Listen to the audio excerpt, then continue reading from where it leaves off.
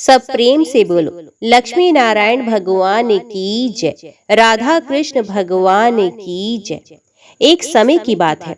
दैत्यों और दानवों में बड़ी भारी सेना लेकर देवताओं पर चढ़ाई की। उस युद्ध में दैत्यों के सामने देवता परास्त हो गए। तब इंद्र आदि संपूर्ण देवता अग्नि को आगे करके ब्रह्मा जी की शरण में गए। वहां उन्होंने अपना सारा हाल ठीक ठीक कह सुनाया। ब्रह्मा जी ने कहा, तुम लोग मेरे साथ भगवान की शरण में चलो। ये कहकर वे संपूर्ण देवताओं को साथ ले क्षीर सागर के उत्तर तट पर गए और भगवान वासुदेव को संबोधित करते हुए बोले, विष्णु शीघ्र उठिए और इन देवताओं का कल्याण कीजिए। आपकी सहायता ना मिलने से दानव इन्हें बारंबार परास्त करते हैं। उनके ऐसा कहने पर कमल के समान नेत्र वाले भगवान अंतर्यामी पुरुषोत्तम ने देवताओं के शरीर की अपूर्व अवस्था देखकर कहा, देवगण मैं तुम्हारे तेज की वृद्धि करूंगा। मैं जो उपाय बताता हूँ उसे तुम लोग करो। दैत्यों के साथ मिलकर सब प्रकार की औषधियां ले आओ और उन्हें क्षीर सागर में डाल दो। फिर मंत्राचल को मथानी और वासुकी नाग को रस्सी बनाकर समुद्र का मंथन करते हुए उससे अमृत निकालो। इस कार्य में मैं तुम लोगों की सहायता करूंगा। समुद्र का मंथन करने पर जो अमृत निकलेगा उसका पान करने से तुम लोग बलवान और अमर हो जाओगे। देवादिदेव भगवान के ऐसा कहने पर संपूर्ण देवता दैत्यों के साथ संधि करके अमृत निकालने के लिए यत्न में लग गए। देव दानव और दैत्य सब मिलकर सब प्रकार की औषधियां ले आए और उन्हें क्षीर सागर में डालकर मंदराचल को मथानी एवं वासुकी नाग को नेति बनाकर बड़े वेग से मंथन करने लगे। भगवान विष्णु की प्रेरणा से सब देवता एक साथ रहकर वासुकी की पूंछ की ओर हो गए और दैत्यों को उन्होंने वासुकी के सिर की ओर खड़ा कर दिया। वासुकी के मुख की सांस तथा विष अग्नि से झुलस जाने के कारण सब दैत्य निस्तेज हो गए। क्षीर समुद्र के बीच में ब्रह्मवेत्ताओं में श्रेष्ठ भगवान ब्रह्मा तथा महातेजस्वी महादेव जी कश्यप स्वरूप धारी श्री विष्णु भगवान की पीठ पर खड़े हो अपनी भुजाओं से कमल की भांति मंत्राचल को पकड़े हुए थे तथा स्वयं भगवान श्री हरि कूर्म रूप धारण करके क्षीर सागर के भीतर देवताओं और दैत्यों के बीच में स्थित थे। वे मंदराचल को अपनी पीठ पर लिए डूबने से बचाते थे।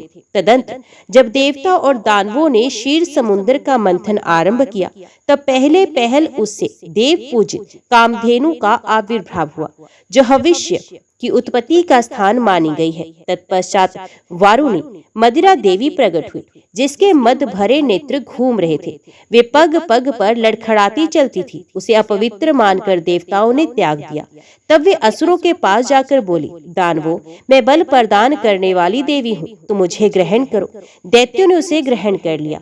इसके बाद पुण्य मंथन आरंभ होने पर पारिजात कल्प वृक्ष उत्पन्न हुआ, जो अपनी शोभा से देवताओं का आनंद बढ़ाने वाला था। तदंतर 60 करोड़ अप्सराएं प्रकट हुई, जो देवता और दानवों की समान रूप से भोग्या हुई। जो लोग पुण्य क्रम करके देवलोक में जाते हैं उनका भी उनके ऊपर समान अधिकार होता है। अप्सराओं के बाद शीतल किरणों वाले चंद्रमा का प्रादुर्भाव हुआ, जो देवताओं को आनंद प्रदान करने वाले थे। उन्हें भगवान शंकर ने अपने लिए मांगते हुए कहा, देवताओं ये चंद्रमा मेरी जटाओं के आभूषण होंगे, अतः मैंने इन्हें ले लिया। ब्रह्मा जी ने बहुत अच्छा कहकर शंकर जी की बात का अनुमोदन किया। तत्पश्चात कालकूट नामक भयंकर विष प्रकट हुआ। उसे देवता और दानव सबको बड़ी पीड़ा हुई। तब महादेव जी ने स्व इच्छा से उस विष को लेकर पी लिया। उसके पीने से उनके कंठ में काला दाग पड़ गया। तभी से वे महेश्वर नीलकंठ कहलाने लगे। क्षीर सागर से निकले हुए उस विष का जो अंश पीने से बच गया था उसे नागों ने ग्रहण कर लिया। तदंतर अपने हाथ में अमृत से भरा हुआ कमंडलू लिए धन्वंतरी जी प्रकट हुए।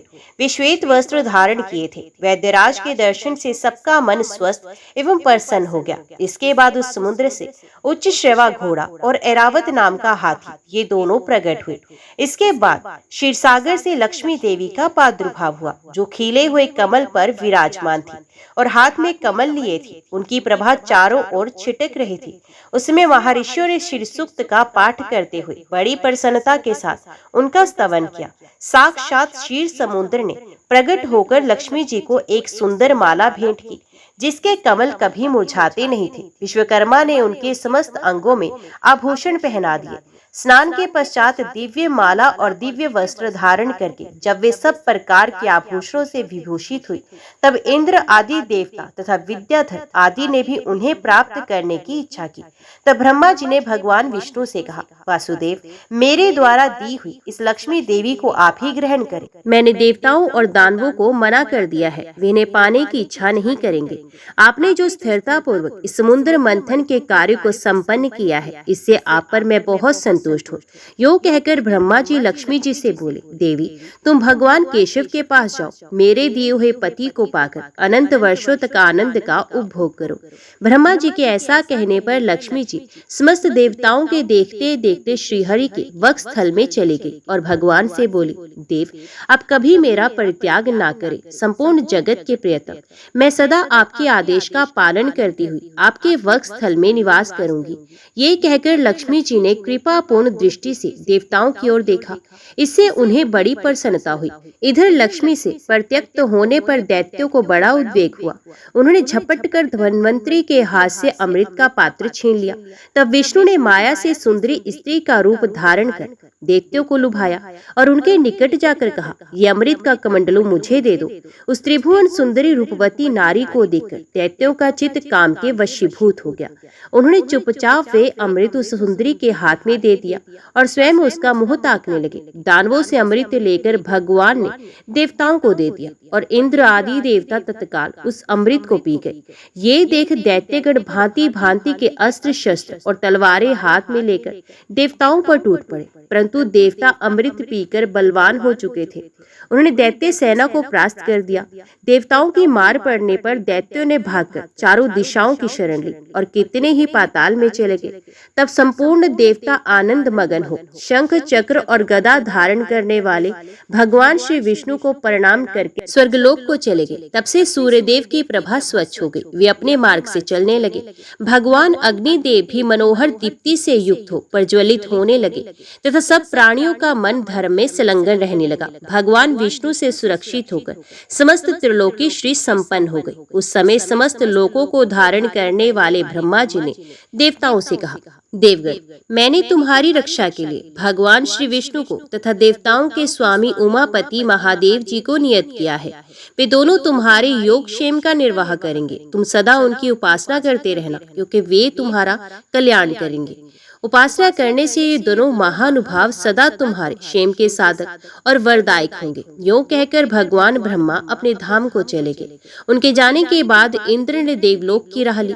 तत्पश्चात श्री हरि और शंकर जी भी अपने अपने धाम वैकुंठ एवं कैलाश में जा पहुंचे। तदंतर देवराज इंद्र तीनों लोकों की रक्षा करने लगे। महाभाग, इस प्रकार लक्ष्मी जी क्षीर सागर से प्रकट हुई थी। यद्यपि वे सनातनी देवी हैं, तो भी एक समय भृगु की पत्नी ख्याति के गर्भ से भी उन्होंने जन्म ग्रहण किया था। सब प्रेम से बोलो, लक्ष्मी नारायण भगवान की जय, राधा कृष्ण भगवान की जय। अभी श्रवण कीजिए श्रीमद् भागवत गीता के 3 अध्याय का महात्म्य। श्री भगवान कहते हैं, हे लक्ष्मी, जन स्थान में एक जड़ नामक ब्राह्मण था जो कौशिक वंश में उत्पन्न हुआ था। उसने अपना जातीय धर्म छोड़कर बनिए की वृत्ति में मन लगाया। उसे पराई स्त्रियों के साथ व्यभिचार करने का व्यसन पड़ गया था। वे सदा जुआ खेलता, शराब पीता और शिकार खेलकर जीवों की हिंसा किया करता था। इसी प्रकार उसका समय बीतता था। धन नष्ट हो जाने पर वे व्यापार के लिए बहुत दूर उत्तर दिशा में चला गया। वहां से धन कमाकर घर की ओर लौटा। बहुत दूर तक का रास्ता उसने तय कर लिया था। एक दिन सूर्यास्त हो जाने पर जब 10 दिशाओं में अंधकार फैल गया, तब एक वृक्ष के नीचे उसे लुटेरों ने धर दबाया और शीघ्र ही उसके प्राण ले लिए। उसके धर्म का लोप हो गया था, इसलिए वे बड़ा भयानक प्रेत हुआ। उसका पुत्र बड़ा धर्मात्मा और वेदों का विद्वान था। उसने अब तक पिता के लौट आने की राह देखी। जब वे नहीं आए, तब उनका पता लगाने के लिए वे स्वयं भी घर छोड़कर चला गया। ये प्रतिदिन खोज करता, मगर राहगीरों से पूछने पर भी उसे उनका कुछ समाचार नहीं मिलता था। तदंतर एक दिन एक मनुष्य से उसकी भेंट हुई जो उसके पिता का सहायक था। उससे सारा हाल जानकर उसने पिता की मृत्यु पर बहुत शोक किया। वे बड़ा बुद्धिमान था। बहुत कुछ सोच विचार कर पिता का पारलौकिक कर्म करने की इच्छा से आवश्यक सामग्री साथ ली। उसने काशी जाने का विचार किया। मार्ग में 7-8 मुकाम डालकर वे 9वें दिन उसी वृक्ष के नीचे पहुंचा जहां उसके पिता मारे गए थे। उस स्थान पर उसने संध्या उपासना की और गीता के 3रे अध्याय का पाठ किया। इसी समय आकाश में बड़ी भयानक आवाज हुई। उसने अपने पिता को भयंकर आकार में देखा। फिर तुरंत ही अपने सामने आकाश में उसे एक सुंदर विमान दिखाई दिया जो महान तेज से व्याप्त था। उसमें अनेकों घंटिकाएं लगी थी। उसके तेज से समस्त दिशाएं आलोकित हो रही थी। वे दृश्य देखकर उसके चित्त की व्यग्रता दूर हो गई। उसने विमान पर अपने पिता को दिव्य रूप धारण किए विराजमान देखा। उनके शरीर पर पीताम्बर शोभा पा रहा था और मुनिजन उनकी स्तुति कर रहे थे। उन्हें देखते ही पुत्र ने प्रणाम किया। तब पिता ने भी उसे आशीर्वाद दिया। तत्पश्चात उसने पिता से ये सारा वृत्तांत पूछा। उसके उत्तर में पिता ने सब बातें बताकर इस प्रकार कहना आरंभ किया। बेटा, देववश मेरे निकट गीता के 3 अध्याय का पाठ करके तुमने इस शरीर के द्वारा किए हुए दुस्सह्य कर्म बंधन से मुझे छुड़ा दिया। अतः अब घर लौट जाओ, क्योंकि जिसके लिए तुम काशी जा रहे थे वे प्रयोजन इस समय 3 अध्याय के पाठ करने से ही सिद्ध हो गया है। पिता के योग कहने पर पुत्र ने पूछा, तात मेरे हित का उपदेश दीजिए तथा कोई और कार्य जो मेरे लिए करने योग्य हो वो बताइए। तब पिता ने उससे कहा, अनक तुम्हें यही कार्य फिर करना है। मैंने जो कर्म किया है वही मेरे भाई ने भी किया था। इससे वे घोर नरक में पड़े हैं। उनका भी तुम्हें उद्धार करना चाहिए तथा मेरे कुल के और भी जितने लोग नरक में पड़े हैं उन सबका भी तुम्हारे द्वारा उद्धार हो जाना चाहिए। यही मेरा मनोरथ है। बेटा, जिस साधन के द्वारा तुमने मुझे संकट से छुड़ाया है उसी का अनुष्ठान औरों के लिए भी करना उचित है। उसका अनुष्ठान करके उससे होने वाला पुण्य उन नारकी जीवों को संकल्प करके दे दो। इससे वे समस्त पूर्वज मेरे ही तरह यात्रा से मुक्त हो श्री विष्णु जी के परम पद को प्राप्त हो जाएंगे। पिता का ये संदेश सुनकर पुत्र ने कहा, तात यदि ऐसी बात है और आपकी भी ऐसी ही रुचि है तो मैं समस्त नारकी जीवों का नरक से उद्धार कर दूंगा। ये सुनकर उसके पिता बोले, बेटा एवं वस्तु तुम्हारा कल्याण हो। मैं अत्यंत प्रिय कार्य संपन्न हो गया। इस प्रकार पुत्र को आश्वासन देकर उसके पिता भगवान विष्णु के परम धाम को चले गए। तत्पश्चात वे भी लौटकर जनस्थान में आया और परम सुंदर भगवान श्री कृष्ण के मंदिर में उनके समक्ष बैठकर पिता के आदेश अनुसार गीता के 3रे अध्याय का पाठ करने लगा। उसने नारकी जीवों का उद्धार करने की इच्छा से गीता पाठ जनित सारा पुण्य संकल्प करके दे दिया। इसी बीच में भगवान श्री विष्णु के दूत यातना भोगने वाले नारकी जीवों को छुड़ाने के लिए यमराज के पास गए। यमराज ने नाना प्रकार के सत्कारों से उनका पूजन किया और कुशल पूछी। वे बोले, धर्मराज हम लोगों के लिए सब और आनंद ही आनंद है।